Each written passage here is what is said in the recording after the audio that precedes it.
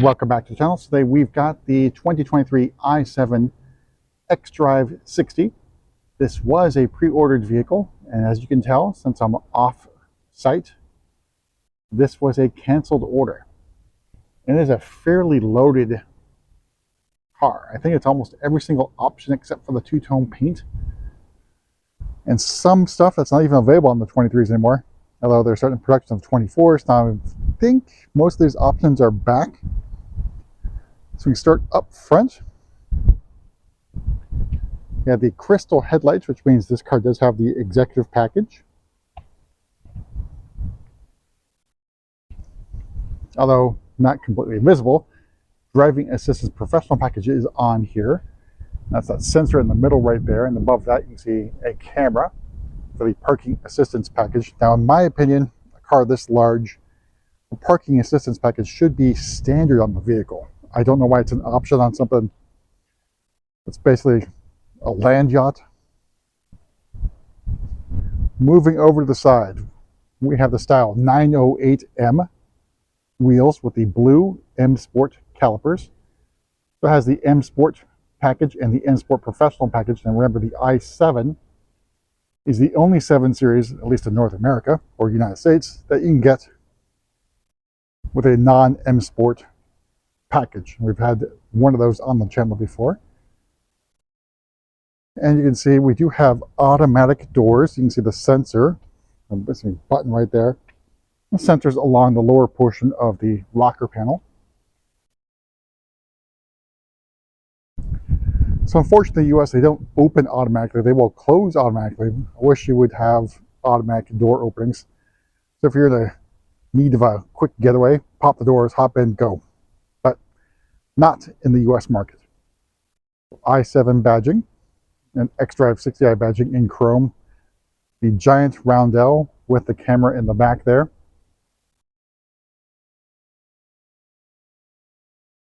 So back end, I think it's okay. I do like the monolithic look of the side profile. Of course, the front end is controversial. Not sure I'd like it too much, but remember, you're not looking at the car from the inside when you're driving it or being driven around in it, as is the intention of some of these large i7s. Here's our side profile. And I think I do like sort of like the nod or call back to the E23 7 Series, the OG 7, with the sort of trunk lid slope down. All right, so in terms of battery, it's a 101.7 kilowatt battery.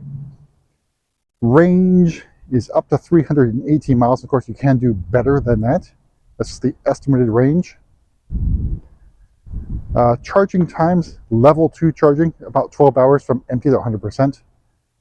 And from 10 to 80%, provided you have a 195 kilowatt charger, DC fast charger, about 31 minutes. So remember, with the i7, you get 3 years of free charging with no limit in terms of time frame, because you are spending a significant amount of money to get that i7. Let's take up the inside, go over options, and using our automatic door, which didn't open all the way, strangely. All right, so inside we have the Tartufo full merino leather. Now with the full merino leather, there are some changes, and I'll go over that momentarily, with the accent color. So seats are really nice and comfortable.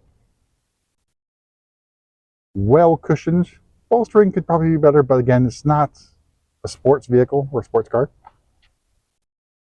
So, accent color is night blue. You can see this on the door panel, as well as the steering wheel. Let's hop in. And stepping on the brake pedal closes the driver's door only if it is open.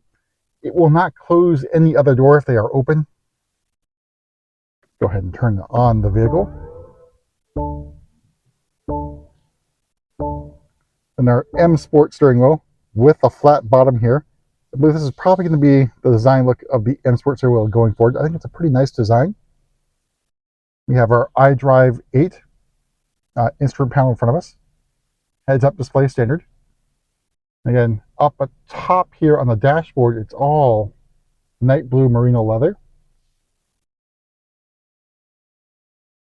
And down here, it's a little bit harder to see on the lower dash, but it's all night blue. And the lower portions of the door card as well. I did watch Joe Achilles' recent, I think it was the i7 video. The interior to me, at least in my opinion, and Joe spent a lot more time in the G11, G12 chassis than I have, obviously. But this seems to be a step up from that platform in terms of the interior look as well as the fit and finish. And the trim, it's not even listed on the build sheet. I think it might be the silver oak, something or other. I'll put that description in the bottom here if I can figure out exactly what it is. It's not the mirror oak. Silver ash grain, I think it might be. Then in the center console, revised iDrive controller here. Let's see if I can, if it's touch as well. Yeah, so this is all touch, although I don't know how useful that's going to be. I think the voice command is the way to go on this one, but you do have access to a QWERTY keyboard on the touch screen. Glass controls, iDrive controller, as well as the gear selector nub in glass, as well as the volume. But really, I think well-equipped interior. All right, so we'll go over pricing and options. So starting price, the i7 xDrive60, $119,300. Dravit Grey Metallic is a premium color for $1950. Even though it says the merino leather is included, it's part of that individual composition pricing. Driving Assistance Pro for another $2,100. Individual composition for another $5,450. Looks like it is $600 for the luxury rear seating package. And those 21-inch wheels add another $1,300. $950 for the M Sport Professional package.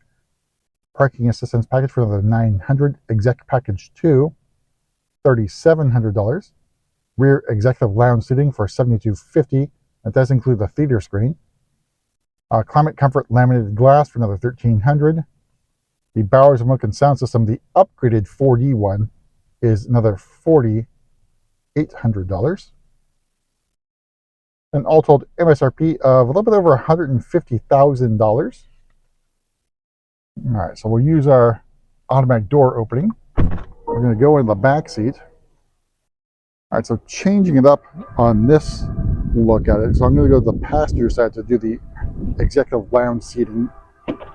Lounge seat on the rear passenger side. We'll get in. Use the button here to close it.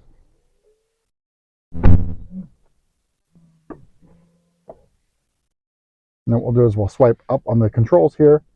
And I'm already in the chair setting or seat setting. And we're going to do the lounge. As we press on that. And now we got to wait patiently as this seat goes fully forward. So essentially this becomes a, you see you have a rear passenger in the middle here, a 4-seater if you're using a lounge sitting in the back. Obviously only on the passenger side.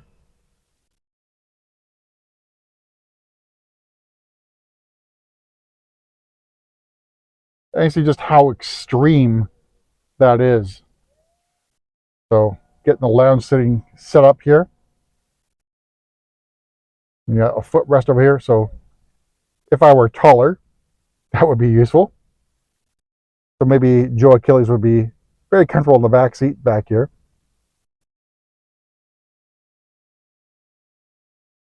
All right, so here's what it looks like sitting down, reclined a little bit here in the back seat. Very comfortable, and obviously extremely uncomfortable. Obviously it wouldn't fold down if there's a passenger in the front there, but that's what it looks like. And then you do have the theater screen up here. So I hit the home screen and go to display. and fold down the touch screen.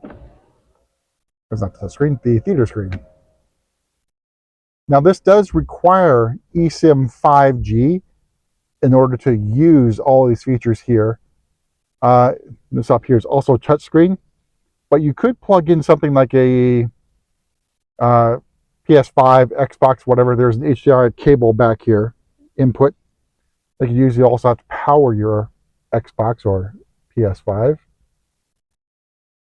I'm going to fold that back up. That basically gets the shades down. But a really comfortable place to sit in the back seat. The home button here, and I'm going to hop out and talk a little bit more about the i7. All right, so open the door. Seats go back to the original position here. Takes a little bit of time. Closing the door automatically. Move to the back here. Take a look at the trunk. These are kicked open. And back here, pretty large trunk. A little bit of extra space underneath, but not a lot. It does come with a flexible fast charger with a NEMA 1450 adapter. So provided you have that adapter at home, get all the tools you need to do a level 2 charge at home. There are other adapters sold